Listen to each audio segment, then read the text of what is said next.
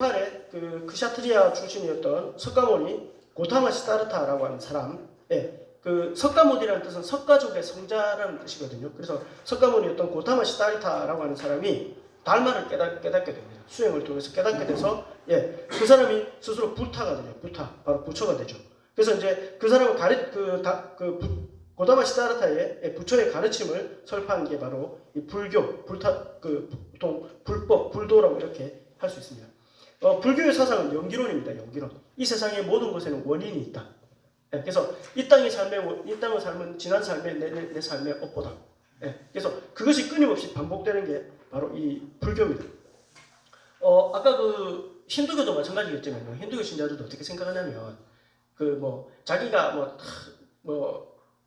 진리를 열심히 수행해가지고 해탈하겠다 이런 차원보다는요. 이 땅에서 내가 그냥 선하게 자기 힌두교의 교리대로 가르침대로 잘 살면서 다음 세계에 조금 더 나은 사람으로 태어나야 되겠다. 사실은 그 정도 수준에서 거의 머물고 있습니다. 신앙이.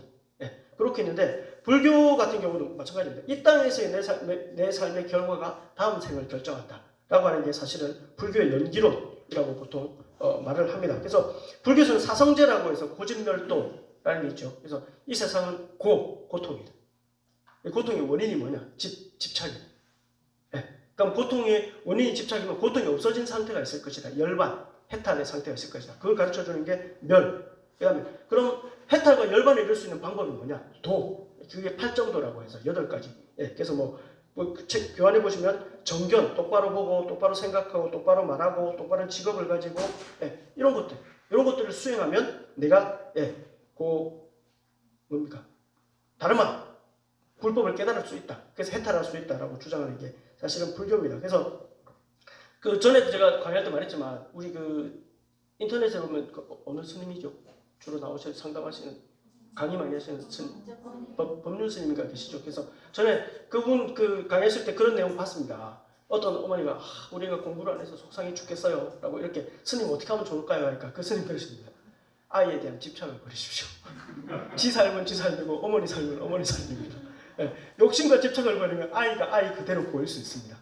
그렇게 말하는 거 들었어요. 그러니까 불교는 글자 그대로 뭐냐면 집착을 버리면, 욕심을 버리면 그게 해탈에 이르는 길이라고 보통 이렇게 쉽게 얘기를 합니다. 그래서 사실은 그런 게 불교라고 볼 수 있고요. 다음에 자세히 할 기회가 있으면 한번 해보고, 그 다음에 원불교는 보통 우리 대통령께서 그 종교 지도자들 초청한 원불교 지도자들 꼭 끼웁니다. 그죠? 같이 초청해서 이렇게 오시는데, 원불교는 우리나라에서 생겼습니다. 1916년에 소태산이었던 박중빈이라고 하는 사람이 창시를 했는데요.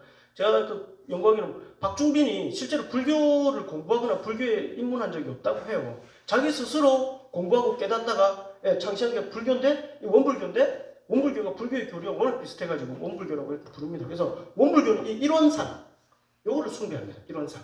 요걸 숭배하는데, 불교의 차이가 뭐냐면요. 불교는 현실 염세적이지 않습니까? 현실을 고통으로 보지 않습니까? 근데 원불교는 현실을 긍정합니다. 현실을 은혜의 세계로 보고, 그래서 현실 속에서 어떻게 윤리적으로 살 건가, 이런 것들을 더 강조합니다. 그래서 원불교는 교당이 시내에 있죠. 다 대부분 다. 불교는 물론 이제 조선시대 때 워낙 핍박을 받아가지고 산속으로 지금 숨었습니다만은, 그래서 동남아 쪽에 가보면 또 그 불교 사원들은 다 시내에 있습니다.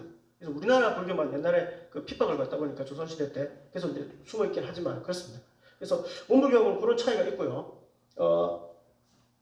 자, 그 다음에 제가 원래 처음에는 이단 사이비를 안 하려고 했다가 하도 문제가 돼서 조금 언급을 하고 가겠습니다. 이단 사이비 종교.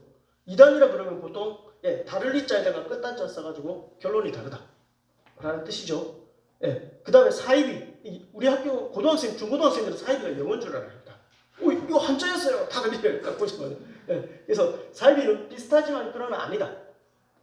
이런 의미를 갖고 있는 게 사이비입니다. 그래서 보통 혼용해서 쓰기도 하는데요. 보통 이단, 굳이 구분하자면 이단은 같은 종파 안에서 잘못된 교리를 갖고 있는 경우를 이단이라고 하고요. 사이비는 아예 그 종파를 나와가지고 다른 종파 자체를 만들어 놓은 걸 보통 사이비 종교라고 이렇게 얘기를 많이 합니다. 그래서 보통 제가 말 그대로 양의 탈을 쓴 늑대입니다. 저 사람들. 그래서 왜냐하면 결론이 다르고 비슷하지만 아닌 경우가 왜 일어나겠습니까? 보편적이지 않다 소리예요. 상식이 어긋나고 인간의 욕망에 의해서 만들어진 종교라, 특정 목적을 위해서 만들어진 종교라는 뜻을 담고 있는 겁니다. 사이비 종교. 그러다 보니까 사회적인 문제가 자꾸 일어난다고 볼 수 있습니다. 사이비 종교의 특징. 카리스마적인 지도자가 자신을 신과 동일시하거나 자신이 신에게 선택되었다고 신적 권위를 주장하죠. 그래서 뭐 우리나라의 지금 하나님의 교회, 안상홍, 원래 안상홍 증인회였죠. 그 안상홍 자기가 안식교에 있다가 자기 스스로를 하나님이다, 성령이다, 뭐 성경이 좋은 거는 다 자기다라고 주장하다가 결국에는 그걸 창시하게 됐습니다. 그래서 그런 경우들입니다. 뭐 그 신천지의 이만희도 마찬가지겠죠. 그 다음에 상징이나 은유를 통한 자의적인 경전 해석. 그러니까 경전을 자기들 마음대로 해석합니다. 그리고 가능하면 상징적으로, 비유적으로 해석합니다. 여기에 기존 신자들이 많이 넘어갑니다. 그러니까 기존 종교에 있던 사람들이 사이비로 넘어가는 경우는 이런 경우가 되게 많습니다. 왜냐하면 기성교회들은요, 보통 기성 종교들은 그 문자적 해석을 원칙으로 해서 역사적인 해석이나 이런 걸 가미해서 성경을 해석을 하거든요. 근데 그래 해석하면 누구나 다 조금만 상식이 있으면 읽어보면 다 이해할 수 있습니다. 근데 상징으로 해석해버리면 상징한 사람 지망이지 않습니까? 그러면 지도자가 이걸 애매하게 해석을 해버리고 상징이다, 이게 비밀이다 이러면서 무슨 신적인 비밀이 있는 것처럼, 밀교적인 성향, 신비적인 지식이 있는 것처럼 이렇게 얘기해버리면 그 해석을 말할 수 있는 사람은 지도자밖에 없지 않습니까? 그럼 그 사람이 권위가 올라가게 되고 결국은 그래서 사이비 종교가 생겨납니다.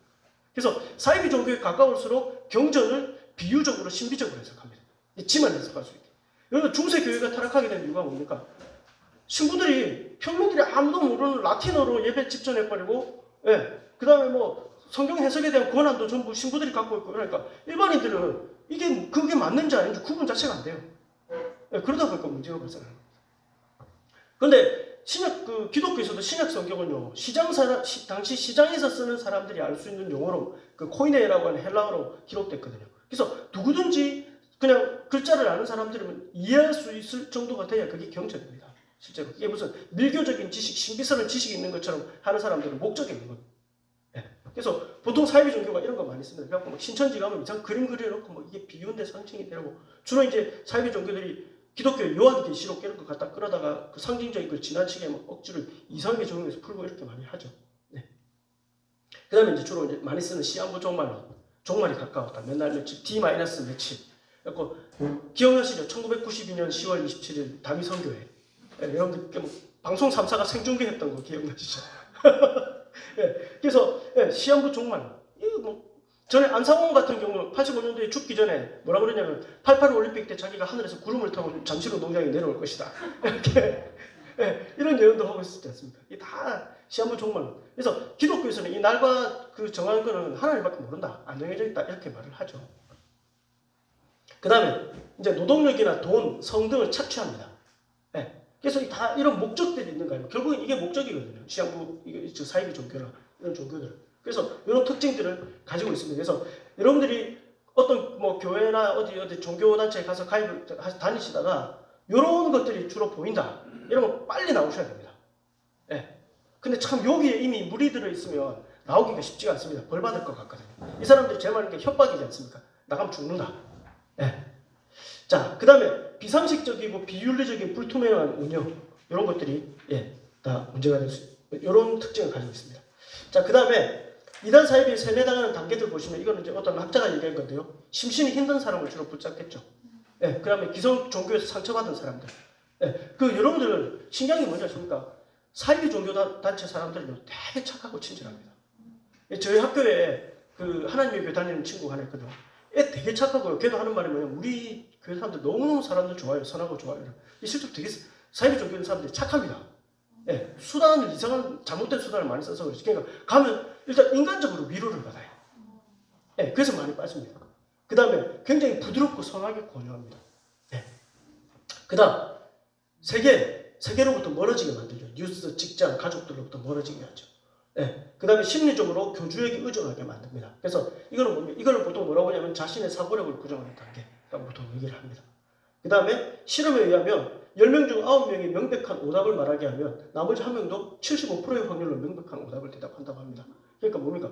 이 신천지에 빠져드는 이유가요. 처음에는 이렇게 같이 막 듣는데 그 중에 3사람이 새로운 신도면 나머지 7명이 다 거기 기존 신도들이에요. 근데 정체를 감추고 있어요. 그래서 야, 강의를 하면 맞나? 어떻게 그럴 수 있는 멋지네. 맞네 이렇게 하면 처음에 아닌데 이러다가 다 맞다 하잖아요. 그럼 아이가 말을 못하는 거예요. 그러다가 어느 순간 자기도 빠져버려요. 신천지에서 이렇게 빠진 사람들 되게 많습니다. 네. 자, 그 다음에 이건 제가 우리 학생들한테 되게 종교 시간 맨 마지막에 강조하는 건데 이겁니다. 건전한 종교는 삶의 의미와 행복을 줍니다. 근데 진짜 사이비 종교는 삶의 고통과 불행을 줍니다. 반드시 기억하셔야 돼요. 자, 그 다음에 지금 몇 분쯤 되나요? 네.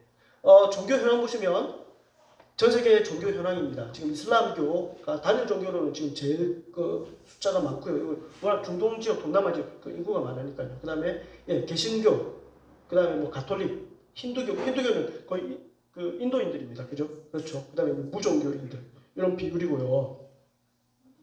종교별 인구 비율 2015년 거 보면 우리나라입니다. 우리나라 같은 경우에 불교 신도가 싹 줄어버렸어요. 그래서 전에 제가 2015년 이전까지만 해도요, 반에서 이렇게 종교조사해 보면 불교 신자는 엄마 아빠가 불교면 다 자기도 불교라고 하지 않습니까? 그래서 본인이 불교 신자라고 하는 애들이 한 반에 한 3분의 1 이상 됐어요. 근데 지금 한 반에 불교 신자 한 명도 없습니다. 저 손 들어보라고 거의 없습니다. 그 다음에 성당 다니는 아이들 1명 내지 2명 정도 있습니다. 한 반에. 그리고 개신교 신자들이 보통 한 30% 정도 이렇게 차이합니다. 저희 학교는 좀 숫자가 많아서 30% 정도인데요. 개신교 신자들입니다. 우리나라에서 이런 통계를 기록하고 있습니다. 그래서 불교는 확 줄었고요. 개신교는 줄었다가 조금 늘었다가 지금 또 줄었을 겁니다. 그다음에 천주교 이렇습니다. 지역별 분표도 보시면 주로 이제 이 녹색, 연두색 이쪽이 다 이슬람교, 그 다음에 파란색 이쪽이 이제 개신교, 뭐 로마 가톨릭교회, 불교 이런 쪽으로 이런 식으로 그 지역별로 구성이 되어 있습니다. 종교인들 구성이. 여러분들 저기 여행 가보시면 그 종교적인 사원 이런 데 가보시면 다 뭐 종교적인 저런 색깔들을 여러분들 보실 수 있을 겁니다. 자, 그 다음에 자, 종교 역량. 종교는 결국요, 인간과 삶의 구원이 목적이겠죠. 그죠? 그래서 인간 존재의 궁극적인 물음, 자아 정체성, 내가 누구냐, 그 다음에 내 삶의 목적이 무엇이냐, 내 삶의 방향이 무엇이냐, 이거에 대해서 어느 정도 해답을 주는 것이 종교라고 볼 수 있습니다. 자, 그 다음에 종교를 통해서 실생활에 의미와 변화가 많이 일어납니다. 사람들이 많이 변화되는 경우들을 많이 보셨을 겁니다. 뭐 불교만 하더라도 뭐 고다마 시다르타 같은 경우도 종교를 통해서 변화된 경우고, 그 다음에 기독교의 그 아우구스티누스 같은 사람들 뭐 볼 수 있겠죠. 그 다음 사회적 가치와 윤리, 사랑이나 자비 개념, 보통 정의, 평화, 개혁 이런 사회적인 가치와 윤리에 영향을 굉장히 많이 미쳤습니다. 그래서 기독교가 생각하는 평화, 바로 성경에서 말하는 평화는 그거죠. 사자와 어린 양이 함께 있어도 서로 해치지 않는 세상, 샬롬 세상이라고 보통 얘기를 합니다. 그래서 이런 가치와 윤리들에 영향을 많이 주고 있습니다. 그 다음에 이제 생명 존중, 주로 이제 환경 문제, 또 낙태나 사형, 안락사, 자살. 요즘에 현실적인 인권 문제하고 이렇게 겹치면서 사실은 종교가 주장하는 낙태, 사형, 안락사, 자살에 대한 문제가 배치가 많이 되죠. 왜냐하면 현실에서는 그 현실적인 인간의 삶, 그게 훨씬 중요하게 생각하니까 이런 그 추상적인 가치인 생명 존중이라고 하는 거에 대해서 약간 배치가 많이 됩니다. 그래서 뭐 기독교에서는 여전히 낙태 반대 운동을 하는 보수적인 곳에서 낙태 반대 운동을 하는 사람도 많고요. 그 다음에 이제 사형제도도 기독교는 거의 사형 폐지 이론을 거의 주장을 하죠. 그 다음에 뭐 안락사 문제도 뭐 존엄사 문제 이거에 대해서도 그 종교는 되게 보수적인 성향들을 가지고 있습니다. 자살도 마찬가지입니다. 제가 이 부분에 대해서 학교에서 수업을 다 하고 있거든요. 얘네들 다 하는데 이게 이렇다라고 가르치기보다 왜 종교에서 이런 성향을 뗄 수밖에 없는지에 대해서 뭐 수업 시간에 설명을 하고 아이들한테 얘기를 하기도 합니다. 자, 그 다음에 계몽교육. 이제 우리나라에 처음에 왔을 때, 선교사들이 우리나라에 왔을 때 주로 이제 종립학교, 미션스쿨이라고 하는데요. 이런 학교들을 많이 설립을 했습니다. 그래서 우리나라 최초의 근대식 학교였던 배제학당, 지금 뭐 배제대학교라고 있죠. 그 학교, 그 다음에 연세대학교, 또 이화여자대학교. 저 사진은 이제 이화학당 초창기 모습입니다. 부산에서도 뭐 학교들 되게 많죠. 경성대학교, 부산외국어대학교 이런 학교들이 다 다 종립학교들입니다. 그 다음에 이제 일제강점기에 자주 독립의식을 고취하거나 민족운동을 했던 사람들이 다 종교인들입니다. 33인 민족 대표들 중에 개신교 쪽 지도자들이 16명이었습니다. 그 다음에 천도교의 뭐 손병희 같은 분들, 그 다음에 만해 한용원 선생 이런 분들 불교신들 이렇게 할 수밖에 없었던 게 당시는 전화나 이런 통신시설이 발달하지 않았기 때문에 당시는 종교 조직이 전 지역을 완전히 이렇게 조직을 갖고 있었죠. 그러니까 종교 조직을 통해서 전파하는 게 가장 빠른 방법이었습니다. 그러다 보니까 사실 종교 지도자들이 나서서 이렇게 많이 했었습니다. 그래서 이런 부분에 영향을 많이 줬습니다. 자, 그 다음에 의료와 사회복지 분야에도 영향을 많이 줬는데요. 병원. 저 병원이 바로 이제 여러분들 잘 아시는 제중원입니다. 제중원. 그 갑신정변 때 민영이 칼에 맞아가지고 거의 죽게 된 상황에서 당시 선교사 알렌이, 의사였던 선교사죠. 알렌이 현대식 서양식 수술로 해가지고 민영이 살립니다. 그래서 고종 황제가 바로 만들어준 게 제중원입니다. 제중원이 이후에 이제 연세대학교 세브란스 병원이 됐죠. 연세대 세브란스에 가면 저기 있습니다. 저렇게 제중원이. 저런 것들이라든지, 그 다음에 뭐 부산에서도 고신대학교 병원, 그래서 여러분들 잘 아는 장기려 박사 같은 분들 다 이런 의료와 사회복지, 그 다음에 여러분들 잘 아는 그 이태석 신부님 수단에 가가지고 병원 학교 설립하고 하셨을 분들 그런 분 있습니다. 그래서 그 다음에 고아원, 재활원, 양로원, 노숙자, 청소년 쉼터 이런 게 다 종교기관에서 설립한 그 사회복지 기관들이 되게 많습니다. 우리나라에서 종교기관들이 담당하고 있는 사회복지 분야가 엄청나게 영향력이 큽니다. 전에 한번 제가 어떤 인터뷰가 어디서 봤을 때 유시민 씨가 사회복지 복지부 장관 처음에 와가지고 종교에서 이렇게 많이 담당하고 있는지 몰랐다고 이렇게 얘기하는 걸 제가 본 적이 한 번 있습니다. 그 다음에 이제 예술 분야, 뭐 여러분들 잘 아시겠죠? 이거는 예술 분야가 뭐 워낙 종교의 영향력이 크다는 사실을 이해하실 거고, 그래서 이런 부분에 영향을 많이 줬고요. 우리가 종교에서 몇 가지 생각해 볼 문제가 있는데, 제일 먼저가 이제 신종론의 문제입니다. 여러분들 신종론이 뭐냐면요, 신이 전능하고 선하면서도 왜 어째서 이 세상에 고통이 있을 수 있는가? 이건 이제 고대로부터 있었던 질문이죠. 신이 존재한다면서 왜 세상은 이런가? 우리 그 나훈아 선생님께서 테스형 세상이 왜 이래?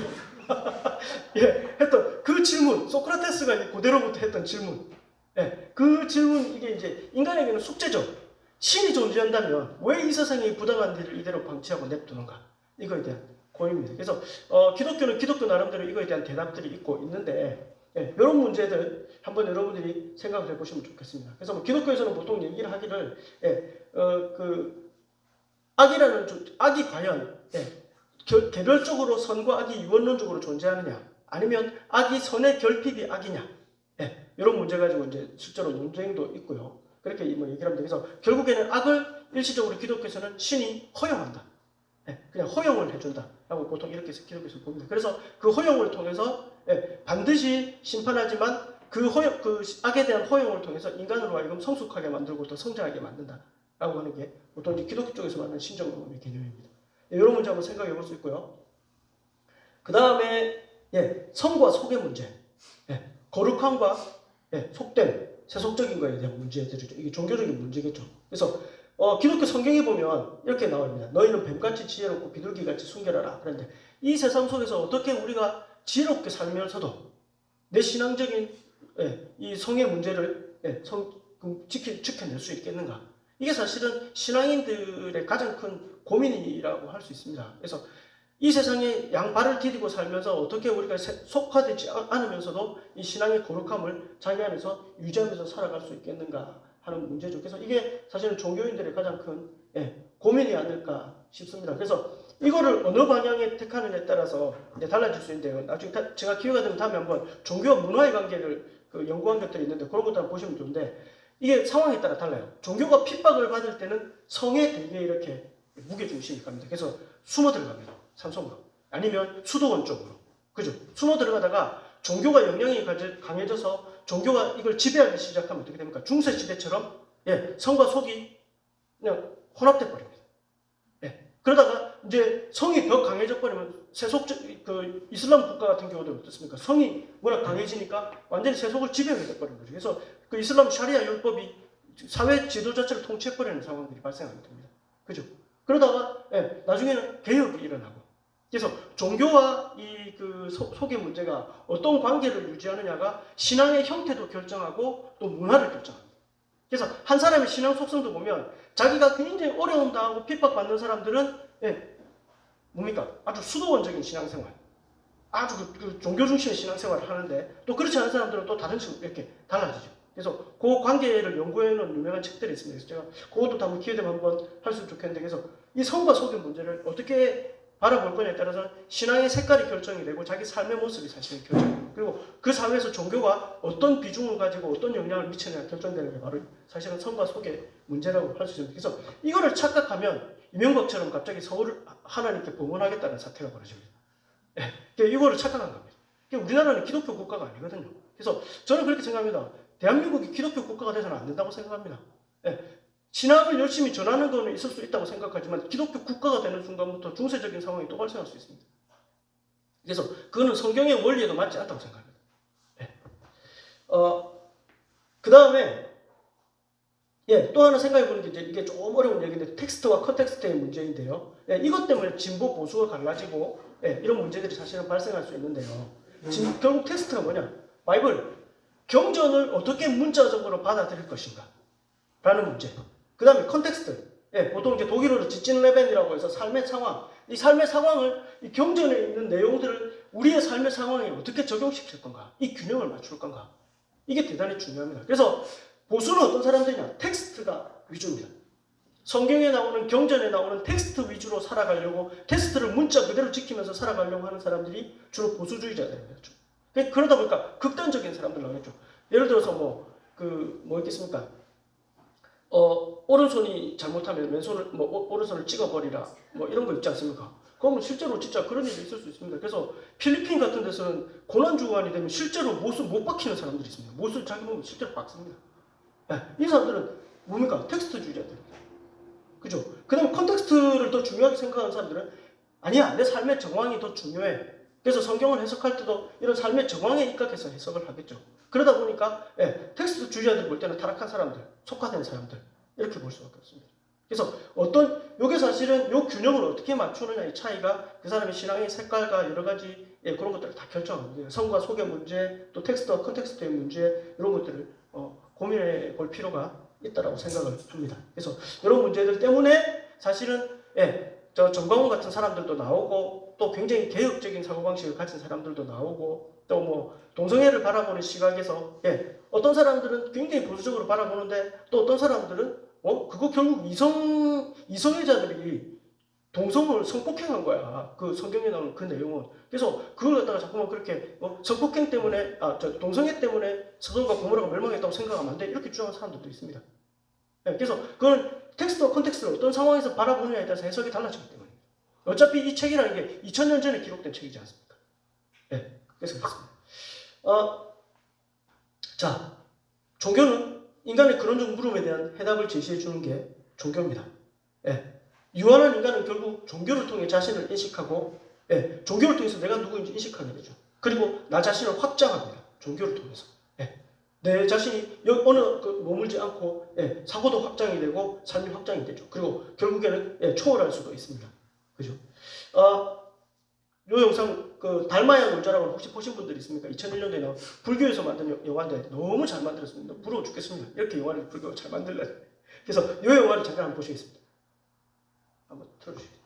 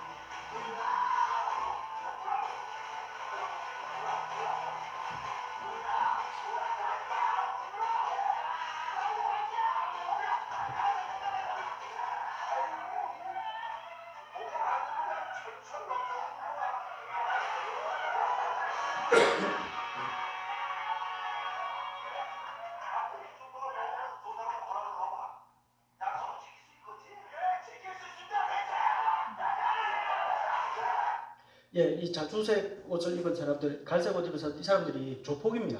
사고치고 이제 절에 숨어 들어갔는데 이 절에 머물게 해달라고 하니까 저 스님들이 안 된다라고 한 겁니다. 그래가지고 저 큰 스님께서 그럼 내가 이제 너가 서로 합의를 해라 해가지고 서로 뭐 고스톱도 쳐가지고 누가 이기고 족구를 해서 이기고 뭐 이래갖고 거의 지금 이제 동등한 상황이 됐어요. 그래서 마지막으로 큰 스님이 낸 문제가 뭐냐면 밑에 깨진 독이 있는데 저기다 물을 채우는 쪽이 이긴다. 그럼 이제 그 사람들 얘기를 그 사람들 하자는 대로 하겠다라고 한 거죠.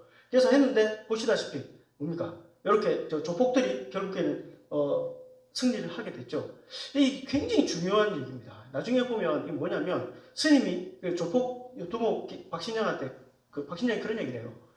스님 왜 저희를 받아주셨습니까? 라고 이렇게 물으니까 큰 스님께서 하신 말씀이 밑빠진 똑같은 너희를 나는 내 마음속에 던졌을 뿐이다. 이런 얘기를 하거든요. 예. 그러니까 결국 종교란 건 뭐냐면 내가 내 영혼을 내 밑빠진 똑같은 내 삶을 채우려고 우리는 끊임없이 뭔가를 들여다보고 하지만 결국에는 우리 밑빠진 독이기 때문에 다 새나가지 않습니까? 예, 채울 수가 없어요. 근데 그 밑빠진 똑같은 내 마음이 채워지려면 결국 종교에 가서 풍덩 빠져야 된다는 거예요. 그죠? 그게 종교라는 거를 사실은 그게 불교다라는 거를 그 달마의 놀자라고 이게 조계종에서 자본돼가지고 투자해가지고 만든 영화거든요. 참 잘 만든 영화예요. 재밌기도 하고 그런 영화입니다. 예, 그렇습니다. 결국 종교라는 건 그런 것 같습니다. 이제 제가 결론을 지으면 이런 얘기를 했습니다. 우리 마음이 당신 안에서 안식할 때까지 편안하지 않습니다. 기독교를 거의 세팅한 사람이라고 할 수 있는 사람입니다. 바로 어거스틴이라는 사람이 고백록이라고 하는 유명한 그 고전에서 했던 말입니다.